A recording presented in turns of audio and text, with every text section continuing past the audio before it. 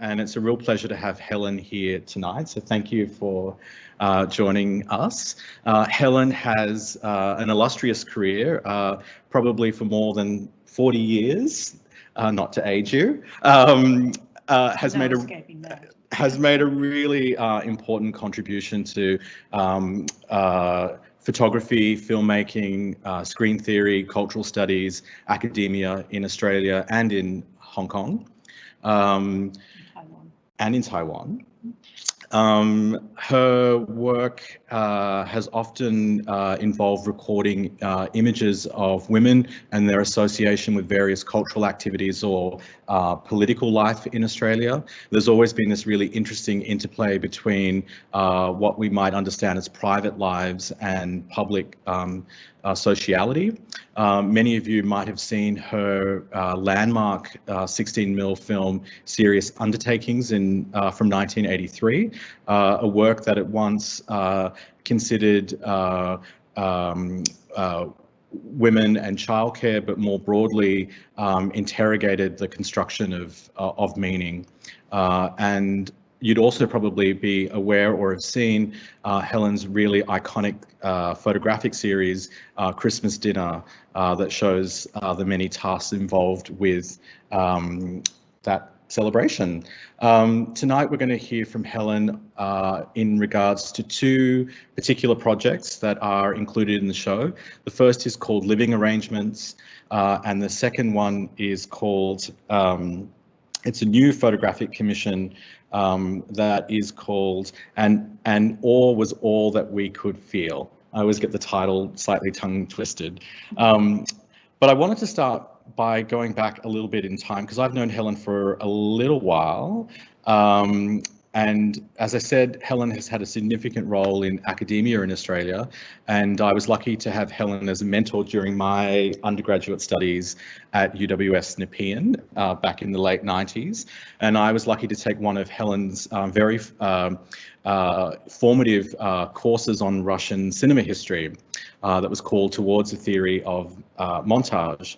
And I was reminded, when I knew that we were going to have this conversation today, I was reminded of a very particular part of that course that was focused around tenement films, and a particular film which I certainly can't remember the Russian title, but I believe the English title was Bed and Sofa.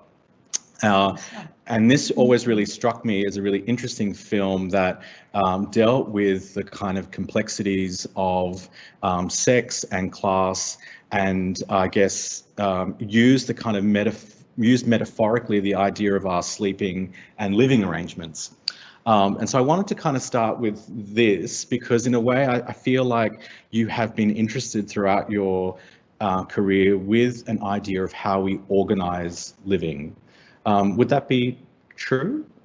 Absolutely. And right at the moment I'm working on a script for a project that I'm calling working title Experiments in Living. Huh. And I do keep coming back to that. And I was just thrilled that you remembered Bed and Sofa, the screening of Bed and Sofa, because I think the majority of films in that course, if I remember, were of Eisenstein. And Eisenstein doesn't so much deal with the everyday in the sense in which that wonderful film does. You know, it's based around this kind of ménage à trois, but very experimental. It's set in Moscow in the early 20s. It's the new economic policy period. So there's major crowding, lots of homelessness, and lots of shared accommodation, and appropriation of living spaces and people are being forced together to live together and so on in different ways. And so, you know, it revolves around this couple in which the guy, the husband, invites this friend of his to come and live with him and his wife. And it turns out that the wife and the friend fall in love, and then it's this whole complicated ménage à trois, but it's not really but it's a Soviet version of that. So there's no sort of jealousy, and it's the ideal. It's the sort of fantasy of life that was really part of this kind of period in which I have been working my life, you know. And I suppose I've always been concerned with these questions of, you know, how to live. and how to organise, how to sort of exercise freedom, how not to be trapped in relationships, how to, you know, how to organise a new social life that liberates women in a way, especially, I mean, that's the source, because the everyday domestic life, women's work, it's the thing that never gets taken into account, or rarely, in the criticism that feminists had of, say, socialism, especially, you know, those details were never taken care of because men never had to deal with them. So that, you know, the bringing into consideration of these you know, intimate aspects of the everyday, this is what I think I've always been concerned with. And you have this phrase which I have loved, and it's something that I keep thinking about in the context of this show. And I think you just, in one interview or something, you talked about the mess of everyday life. And I like this idea of the mess of everyday life because it's something that I thought about a lot in perhaps the first work that we'll talk about, which is called Living Arrangements. And it's a video that was first made last year for a wonderful exhibition that Julie Ewington curated out at Penrith Regional Gallery called The Housing Question. And it's a short film work that documents your living spaces throughout a lot of your life from 1949 to the present day. And there's a lot of mess in it. It documents different kinds of spaces, whether they're communal living spaces, whether it's the family home, whether it's a home in the early days of raising a child, whether it's a makeshift studio space in a kitchen where we see you kind of come to life as an artist. But there's a lot of mess, and that mess is about the different kinds of complexities of our relationship to people, to places, to money, and yeah. So I guess it would be good to perhaps tell some of our audience, and maybe we can flip up an image of Living Arrangements. And it'd be great to hear you talk a little bit about how you came to make this work. Yeah, okay. And just to fill in a detail of the Housing Question show, it was a collaboration with Madrid-based Australian artist Narelle Jubilant as well. So, but if we go back to this, I'd like to say, yeah, you know, when I first started this project, you know, 40 years ago, I had in mind that it was going to be like this 40 years hence, and it takes that length of time to plan a project. But in fact, it was part of this recording of the everyday. Sometimes I suppose it's possible to say that what I'm dealing with in these domestic images, because I've always taken domestic images of the everyday space of where I've lived, wherever I've been. And so I suppose I'm a kind of collector of overlooked details. And 40 years later, you start to get a sense of the everyday is that which is overlooked. And so unless you're taking pictures of it, and the pictures themselves don't look like anything very interesting for a very long time. There is this kind of dimension of time. It's a very slow processing, a slow developing kind of process to work with images like this. And so that's it, you know, like it started out that way. I just happened to document every place that I've ever lived in, almost. And I also have done a lot of work in the last decade or so, less than a decade, perhaps, digitizing images and so on. And you know, kind of, and so then extracting all of those images, that was a really interesting process in itself, finding images that represented all of these different stages, and then figuring a way, you know, of combining them, bringing them together. And well, can we unpack it into those three different bits? Because I think one of the things that was really interesting about this work for me, and why I was desperate to work with you on the next work, which we'll talk about, was that this particular show and this work brought to the fore the importance of your extensive photographic archive that goes back to the 70s and that comes through to the present, and that you have for a number of years been in the process of digitizing and trying to make sense of this enormous wealth of imagery. And I know that we had sat down and looked on screen at just, you know, a number of folders and gone in a whole series of different directions to how we ended up coming to the Amazon Acres photos. But how was this process for you in terms of being able to look back at this wealth of imagery, things that you would have forgotten or things that you were rediscovering again? Do you want to talk a little bit about that process of how you kind of sifted through this material to come towards a selection of probably no more than, say, 60 images that are in the final work?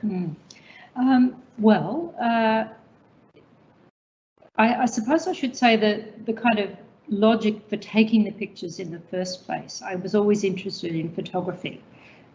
Photography was the starting point, but also a photography that was anti-monumental or anti-heroic. And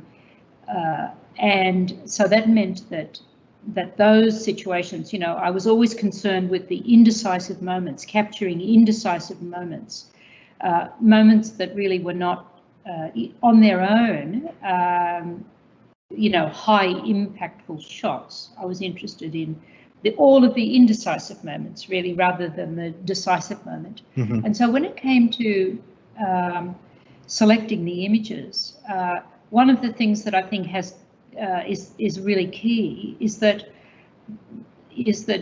like, in fact, all of the individual shots now look much better to me now than they did at the time, because I was so critical of my own photography. I was all the time saying, no, this, you know, rejecting everything. I would make proof sheets and I couldn't find a single frame. Now when I go to them, I feel that I can't find a single frame that I don't like. But back then, you know, I was really hypercritical of my own practice, because I was looking through the eyes of a whole history of photography, of the Soviet avant-garde especially, probably, and of all of those traditions of documentary photography. So it was always a very informed practice, really, and I didn't think that I had anything that, you know, that was arresting in a particular sort of way. But when it came to the selecting of the whittling down of the images, there's a certain chronology that operates, but there's also a point at which, and also because the initial images were black and white, then that kind of monochrome, you know, choice was decided from the start, and that meant that the later images, which were colour images, and I didn't start using colour photography until quite late, probably only the last 20 years or so. What that meant was that when it came to the choice, I converted all of the colour images to monochrome. But one additional thing happened. The end point had to be decided. Mind you, you know, I had help with the editing, because I wouldn't say that I'm a great editor, because now there's a whole lot of stuff that I want to include, and so I had, you know, I had help with Julie Ewington, the curator of the show last year, was very helpful in cutting them down. But there was one aesthetic choice, I suppose, or aesthetic determinant for me, and that was that when I got to the stage where my interior photographs started to look like real estate photography, that was the point at which they were out. You know, so because one of the things that is striking is that, you know, domestic order starts to emerge at a certain point, and it's at a point when, you know, maybe my life is a bit more organised than it was in the chaos period, which, you know, lasted for a very long time, and it always does. I mean, domestic life is chaos, but there was just that point where the real estate photography, the pictures that started to look like, you know, sort of, you know, Airbnb or something. That's the point at which I had to they went. Mind you, Airbnb pictures are often fairly chaotic as well, but you know what I mean. There's a certain professional interior photography. That is what I wanted to avoid. And but there are a couple of color moments in the work. Yeah. So there's one image, and it's really interesting. I always find works like this very moving, because you're able to, without knowing anything about someone's biography, pick up these glimpses of relations, of people that might look like maternal figures, and that's, for me, as a viewer, a very touching thing. But there is a shot of what seems to be a family gathering that's in color, and then the work ends on a color animation. And it's worth pointing out that the work is structured in as a series of stills.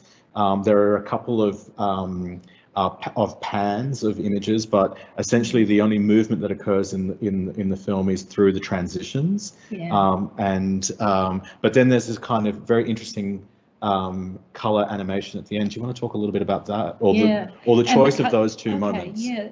Both of those moments are in the house, where the last house that my parents lived in, the family home, as it were. It wasn't the house that I was born into, but it was, for the last their last 30 or 40 years.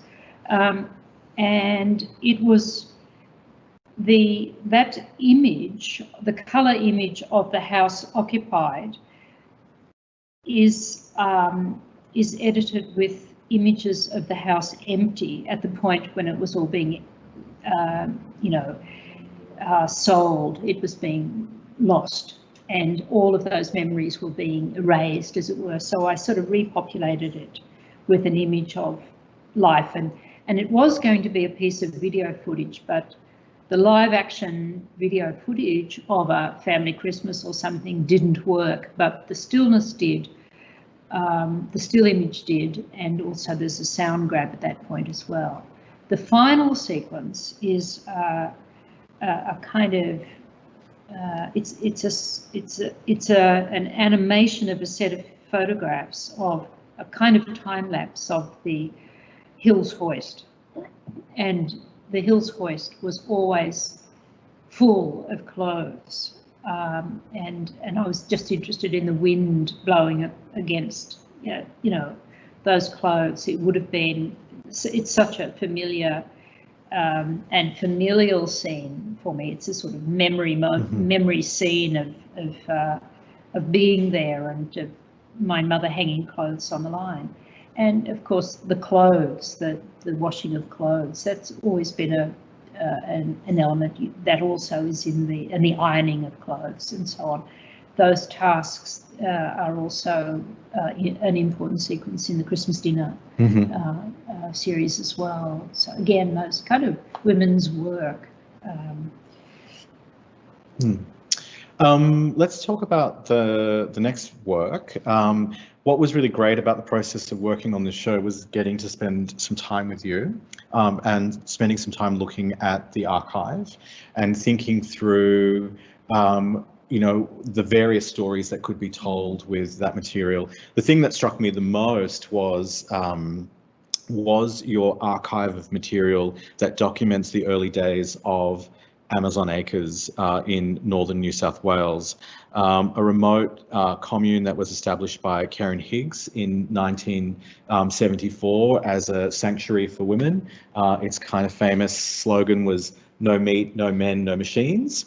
And you had visited this property in July of 78, in January of 79, and then in Easter of 1980. So you'd had a number of visits to that location, and you had an enormous wealth of material that documented the early construction of houses, but in a similar way to the very perhaps incidental and less monumental approach to documenting the domestic everyday.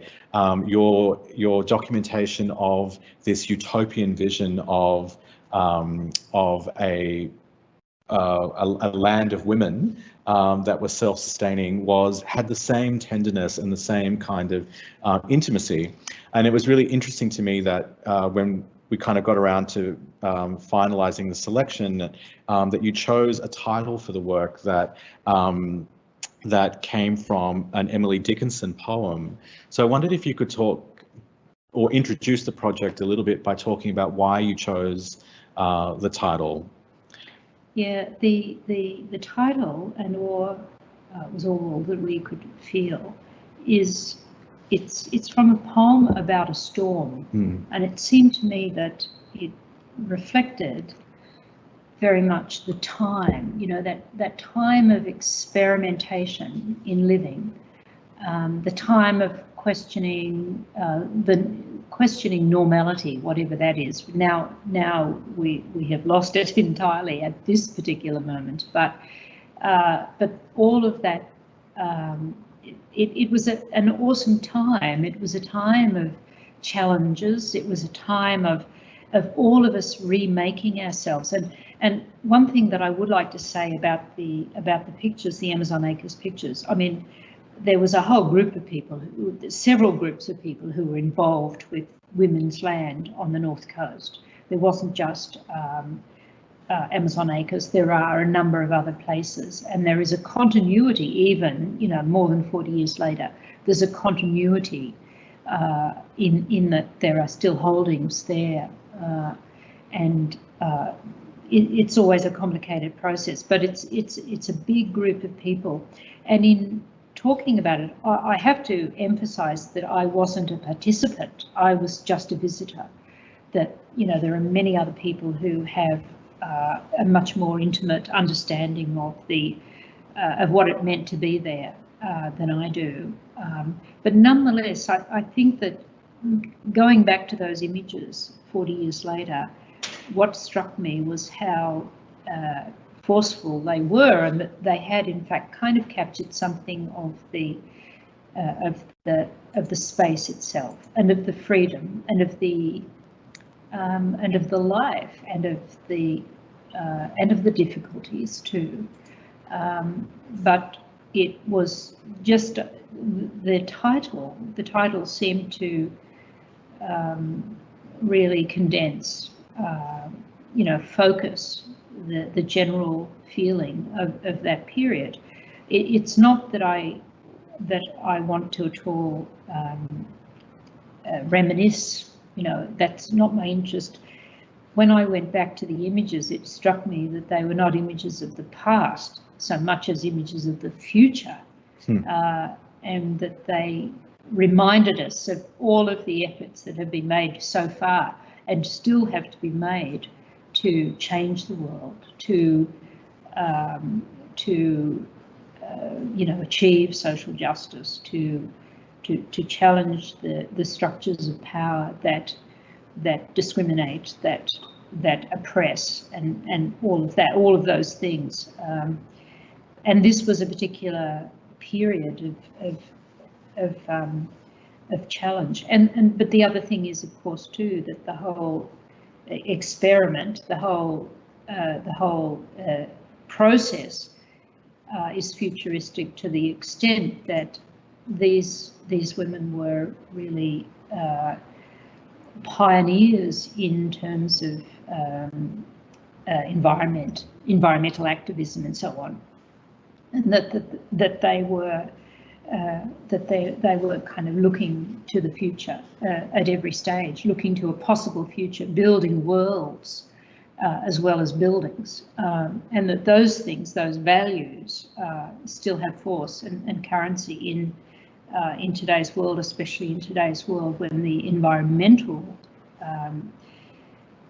threats are even greater than they were appreciated. But many of the people who were involved there were real pioneers in warning of those of what the future might be, of what a very dystopian future might be, as well as a utopian one.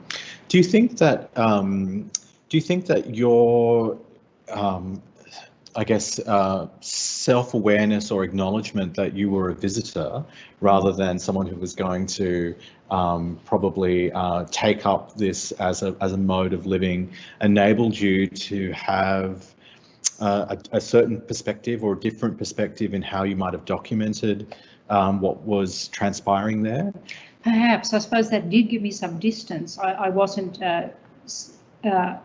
I didn't feel that I could immerse myself. I felt really insecure at that time. I felt there were all of these, awesome people who were, way more advanced than I was, and so on.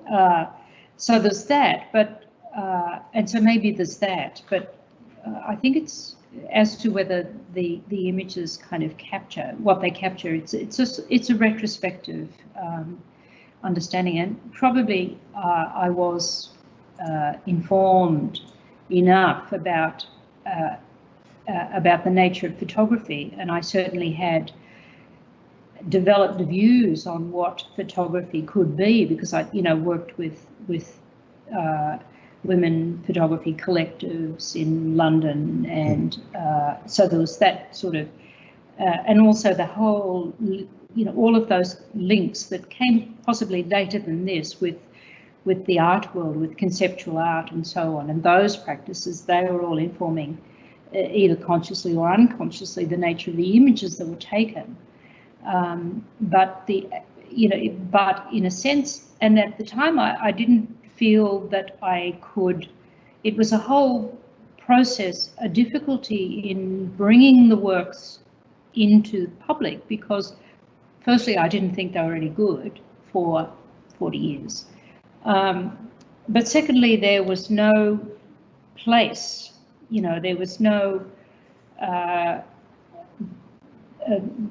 no place to publish them that I was able to find so easily. And I myself couldn't afford to print them at the time. So there's all of that. And then, so at the time that I was visiting and involved, my daily life was living in a collective household, and with a young child, and there's another child in the house, and it's a sort of, it was an experimental life as well, that took up a lot of time. I was so busy in those days, kind of the childcare, the domestic work. I mean, just keeping it all afloat, trying to work, part-time jobs, all of it. It makes perfect sense to me that you would have wanted to visit this place. And part of the reason that I was so drawn to these images and to this story is that within the context of this exhibition, which is looking at forms of being together that exist outside of biological family or institutionalized marriage. This was a particular moment in time when the women's movement was really experimenting with non-familial kind of living arrangements. And you did see the rise of feminist households. You did see the kind of introduction of shared domestic labour or shared childcare, all things that you were involved in that were designed to help us reframe alternate social structures and alternate kinship structures. So, to me, it made perfect sense that in a way, what you were doing at a local domestic level in terms of shared household, this is like the idea kind of exploded like large into a kind of broad community context. I wondered also if you could talk a little bit about in going back through that material and trying to think through a system or a sequence. It was interesting that you chose to present a number of works as still images, but you were absolutely adamant and certain that there had to be a component of the presentation that involved some animations, that there was life still in these images that needed to be demonstrated in a way. So we've included in the show the photographs, which are beautifully printed, new, stunning, and then a series of animations. So I wonder if you could talk a little bit about those animations and your particular formal decisions to animate them in the way that you have. And I think we have a sequence that we're going to...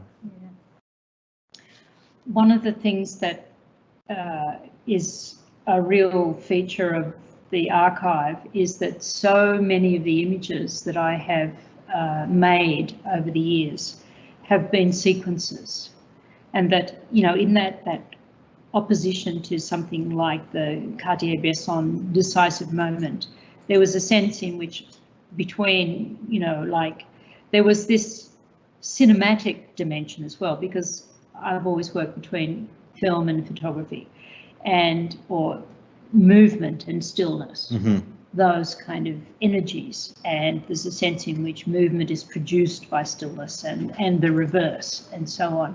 And so it was really, really important to get those images to move and to reanimate that those moments, and to and so but the movement, I only have, like, let's say 3 or 4 images, and so the movement has to be really very subtle, and it just gives a sense of movement. One of my most favourite films is Chris Marker's La Jetée, and it's a film that's also based around stills, just stills. So, you know, Marker is one of those big heroes, and there's just one moment of stillness. It's 1 second of an eye opening, and it's really quite emblematic in that film.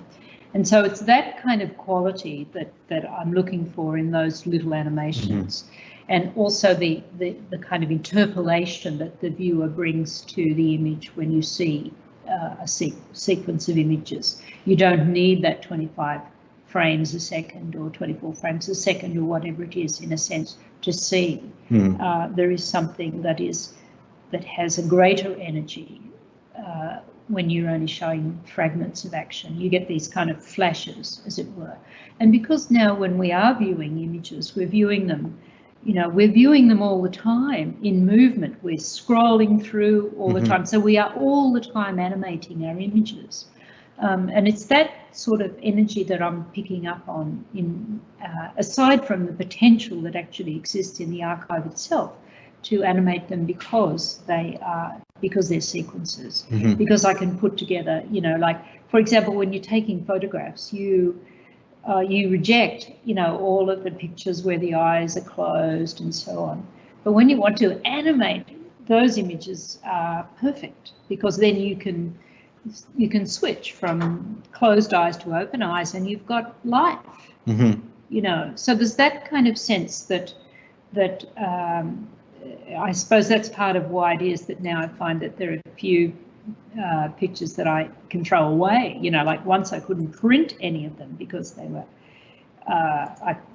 you know, none of them were good enough for me as far as my hypercritical approach went. But now every fragment, every image is a fragment of movement. So this is, I mean, of course, there's a whole theoretical debate we might have about that, and theorists we might cite. But is there something also to the fact that you're also revisiting these images in the first instance as a proof sheet? So you're not actually ever seeing the images as a singular view, but you are actually seeing all of the decisions that you made at the time of shooting that particular moment, whether it's variations in the framing, or the angle, or whatever kind of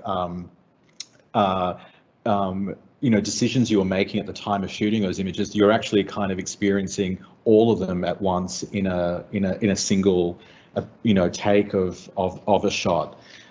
There's that, but there's another dimension too, and that is that when you digitize the images, you can go in really close to them and you discover details that you didn't know were there. You know, for example, you know, in the show that last year there was a sequence of images, and when I went in of a demonstration at Old Parliament House in Canberra, and when I went in close to those images, I found that amongst the people taking photographs of the demonstrators were probably state security services, US state security services, because there was this guy wearing a tie, only worn by the by the CIA or whatever, you know. So details like that you can go in, but you can also notice what's around the edge of the frame. So you have a kind of intimacy with the image that you don't quite have on the proof sheet, because the proof sheet you need a loop to look more closely, the traditional proof sheet, of course.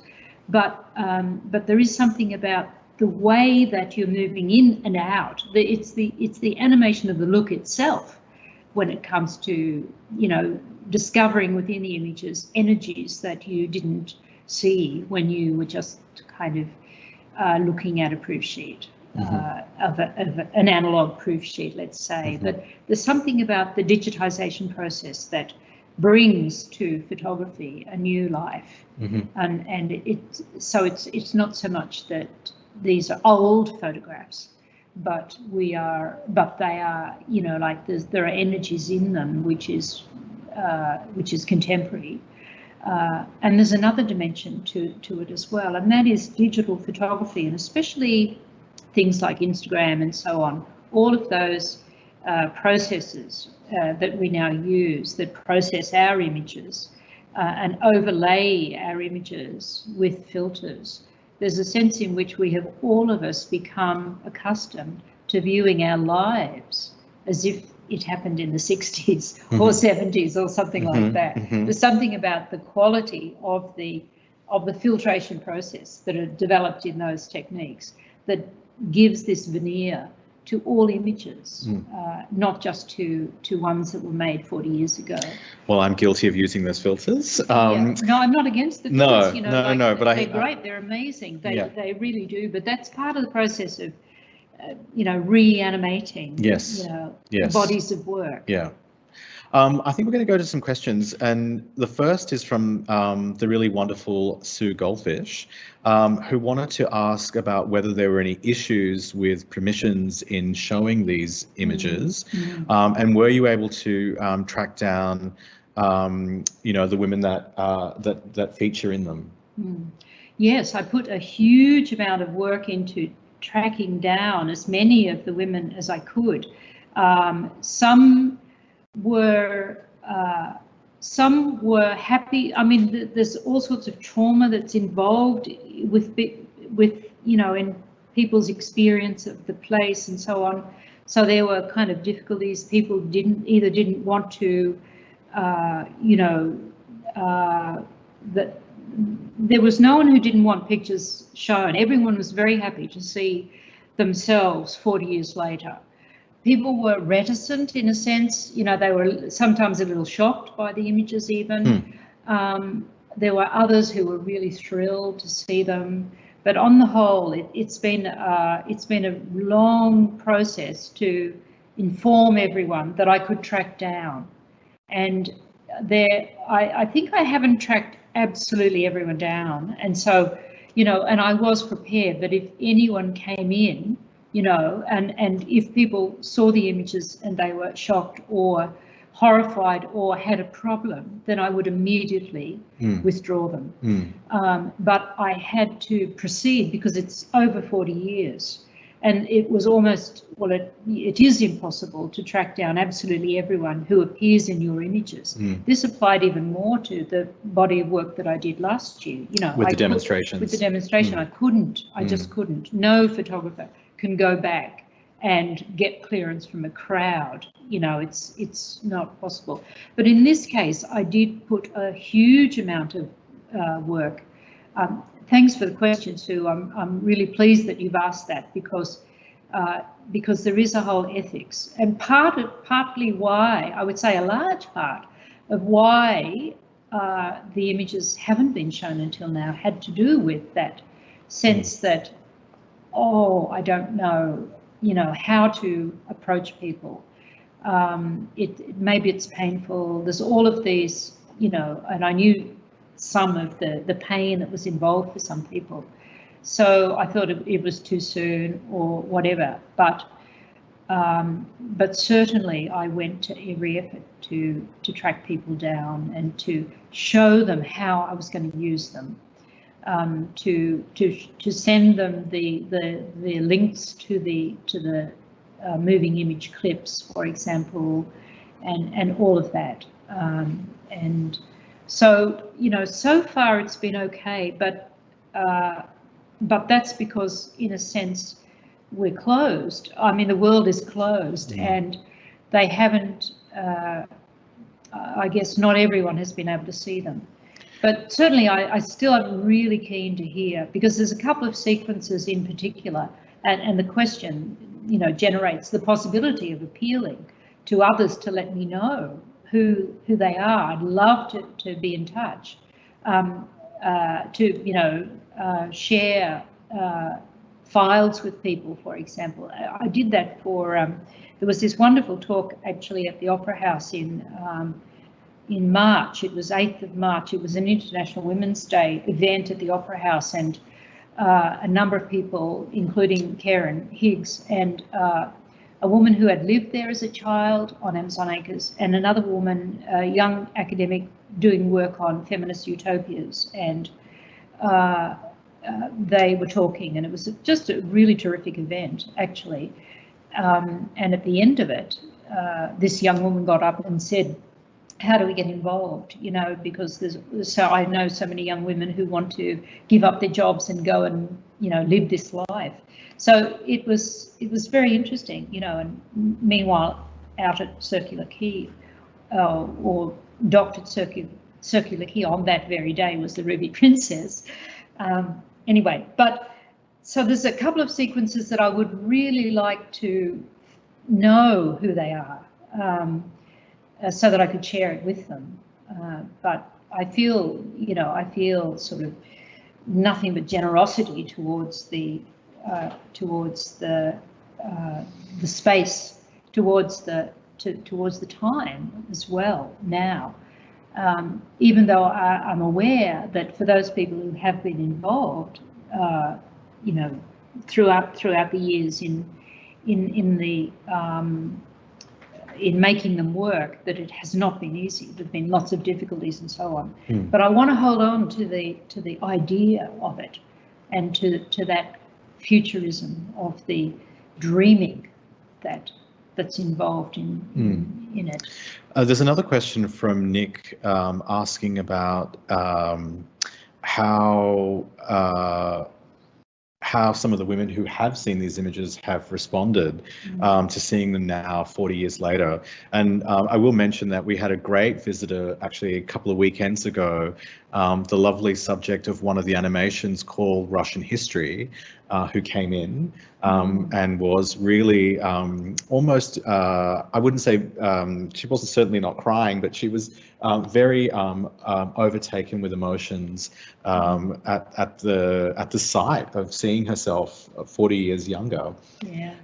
So that was a really beautiful thing. But I mean, you touched on it a little bit, but were there other responses or things that some of the women in these photos shared with you?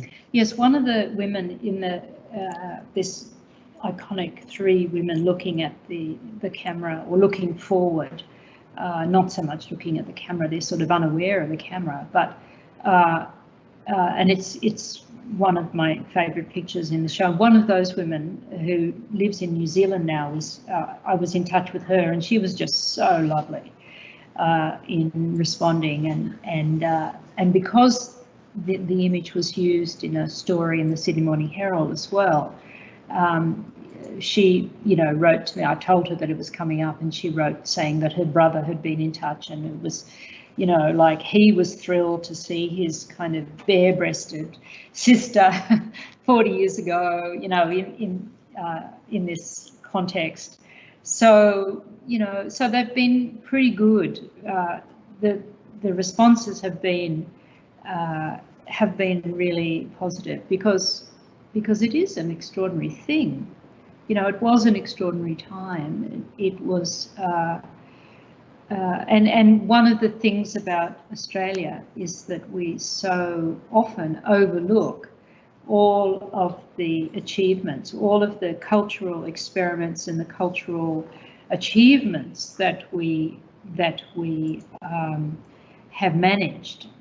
All the time we're looking elsewhere for examples of how it should be done, but you know, this this time and the whole space, because another really important aspect of the time was that so many of the people who were involved continued to live on the North Coast. People moved there and then they made lives in that area, either if not on the land itself. So, you know, that sort of the possibilities of not living boring lives, the possibilities of embracing freedom in a particular sort of way with its responsibilities, that is, you know, the commitments that people brought to the project and to their lives. Then those commitments have been maintained in many cases. I definitely think that, you know, there's, as you said, the works don't represent a past feminist utopia, but they project a kind of image of possibility and of future. And something that a lot of people are thinking about in terms of how do we rediscover a life that's lived with intention. There's one final question that I'd like to put to you, and that is, it's an anonymous question, but it's the question asks, how can we rediscover feminist utopias in the urban space, the spaces that I feel we need to inhabit and change? So, I mean, are there any learnings or things that you've thought about in relation to this particular project, to live off the grid, you know, to break from capitalism and patriarchy in a rural setting, to how we might think about those qualities in an urban space? Well, probably I would say the bulk of my archive is more concerned with those urban spaces, not so much the living off the grid. Some of those things were not even possibilities in that time. I think that there's a whole lot of work that's being done in those areas that I can't point you in a particular direction, but I think you'll find that there are increasing numbers of people concerning themselves with those questions and you know, alternatives, because it's an incomplete process. It will perhaps always be incomplete, but nonetheless, it's a very interesting time to return to some of these like dreams, especially right now. Well, maybe they won't necessarily be dreams. I think we are living through a time now where we really do need to rethink the way that we operate. We do have to. It's imperative.